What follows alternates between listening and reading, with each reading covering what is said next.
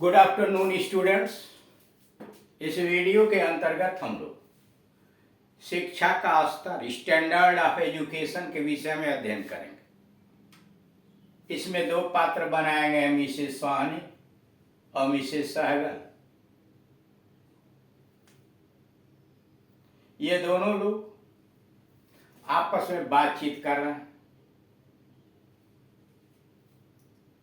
कि शिक्षा का स्तर गिरता चला जा रहा है। विद्यार्थी भी अपने अध्ययन पर ध्यान नहीं देते, अनुशासन में नहीं रहते हैं, अन्य कार्यों में लिप्त रहते हैं।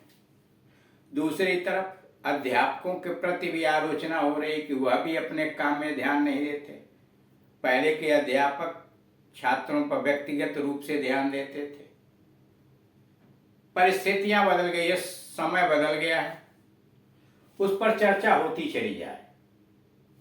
और अंतोगत मिसेस सहगल कहती हैं कि अध्यापक भी तो अब बच्चों पर ध्यान न देकर पैसे पर ध्यान देते हैं, पैसे बटोरने के चक्कर में। उसी में मिसेस साहनी कमेंट करती हैं कि जब सभी पैसे के पीछे भाग रहे हैं तो अध्यापक ही इस दौड़ में क्यों पीछे रहे। मिसेस साहनी, जब सभी पैसे के पीछे भाग रहे हैं तो अध्यापक ही इस दौड़ में क्यों पीछे रहे। When everyone is mad after making money, when everyone is mad after making money, why shouldn't the teachers do the same? अध्यापक ऐसा क्यों न करें। जब सभी पैसे के पीछे भाग रहे हैं तो अध्यापक इस दौड़ में पीछे क्यों रहे। When everyone is mad after making money, why shouldn't the teachers do the same?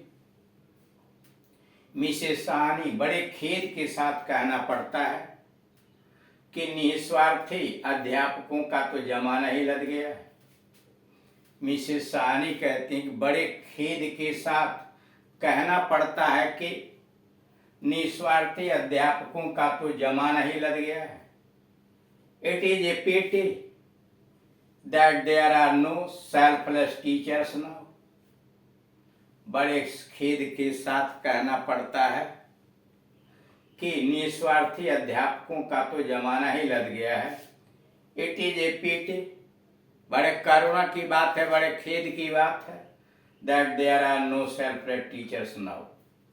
Mrs Sehgal, एक इलाज है।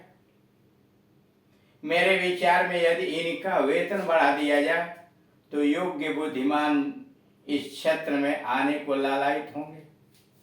मिसेस सहगल एक सुझाव पेश करते हैं कि एक इलाज है।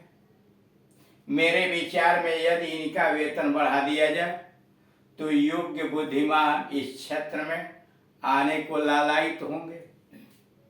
I think that the only way out is to pay them a good salary so that the talented persons could be tempted to enter this field.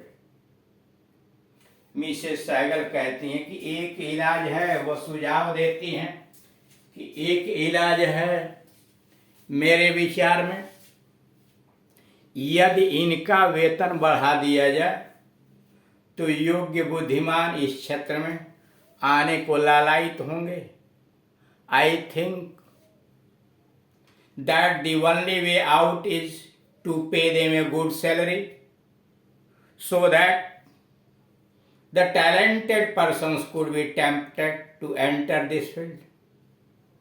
Mrs Sahni कहती हैं, यह तो मुझे भी लगता है, यह तो मुझे भी लगता है, मतलब ऐसा मैं भी सोचती हूँ। आई ऑल्सो फील दैट, यह तो मुझे भी लगता है। I also feel that. Mrs Sehgal, हमारी इस शिक्षा प्रणाली में क्रांतिकारी परिवर्तन होने चाहिए। मिसेस सहगल कहते हैं कि हमारी इस शिक्षा प्रणाली में क्रांतिकारी परिवर्तन होने चाहिए। मिसेस सहगल, रेडिकल चेंजेस, क्रांतिकारी परिवर्तन, radical changes are needed in our educational system. हमारे इस शिक्षा प्रणाली में क्रांतिकारी परिवर्तन होने चाहिए।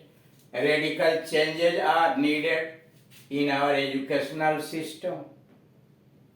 मिसेस साहनी, मैं तो कहूंगी कि सरकार को तुरंत ही यह उत्तरदायित्व अपने ऊपर ले लेना चाहिए। मिसेस साहनी कहती है, मैं तो कहूंगी कि सरकार को तुरंत ही यह उत्तरदायित्व अपने ऊपर ले लेना चाहिए। I think that government should undertake this responsibility immediately, तत्काल। मिसेस साहनी सुझाव देती हैं, मैं तो कहूंगी, यानी मेरा तो विचार है, सरकार को तुरंत ही यह उत्तरदायित्व अपने ऊपर लेना चाहिए। I think that government should undertake this responsibility immediately. Mrs Sehgal कहती है, शिक्षा शास्त्रियों को भी इस निमित्त योगदान देना चाहिए। मिसेस सहगल कहती हैं कि शिक्षा शास्त्रियों को भी इस निमित्त योगदान देना चाहिए। Educationists too should contribute to this cause. शिक्षा शास्त्रियों को भी इस निमित्त योगदान देना चाहिए।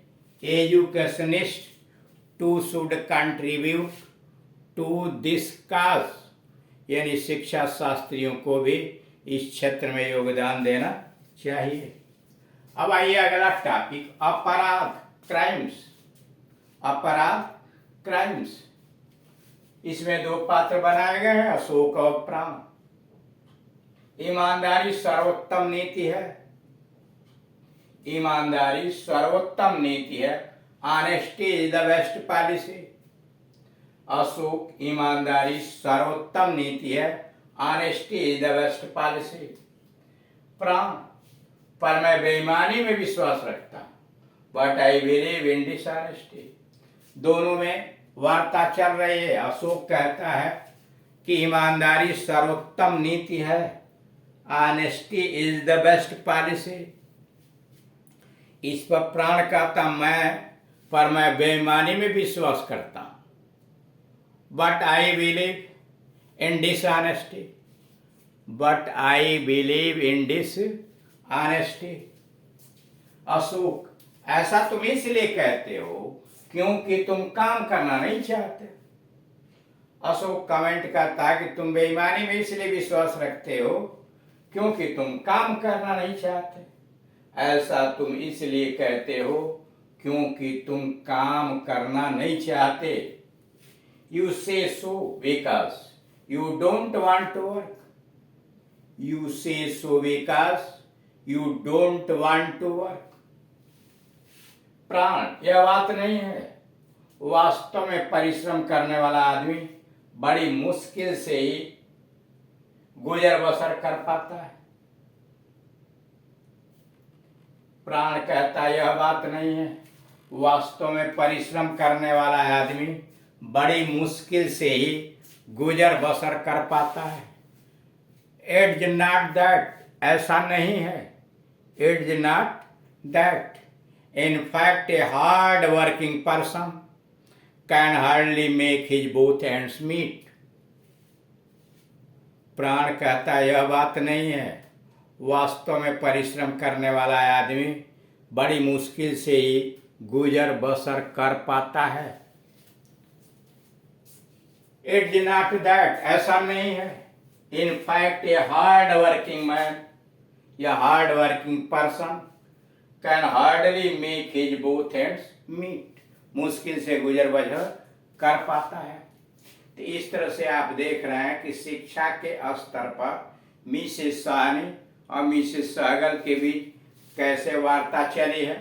और अगला जो टॉपिक चुना गया है वो अपराध का, क्राइम्स का, जिसमें अशोक और प्राण आपस में बातचीत कर रहे हैं अशोक ईमानदारी को अच्छा समझता है, प्राण बेईमानी को अच्छा समझता है। दोनों अपना अपना तर्क प्रस्तुत करते हैं कि ईमानदारी करने में क्या है, और वह प्राण तर्क प्रस्तुत करता है कि बेईमानी ऐसा क्यों किया जाता है। तो इस तरह से विभिन्न टॉपिक के अंतर्गत जो आप देख रहे हैं कि ये जो उदाहरण पेश किए जा रहे हैं, इसे हमें बड़े लगन के साथ ध्यानपूर्वक वीडियोस को देखना चाहिए, सुनना चाहिए और उनका अभ्यास भी करना चाहिए।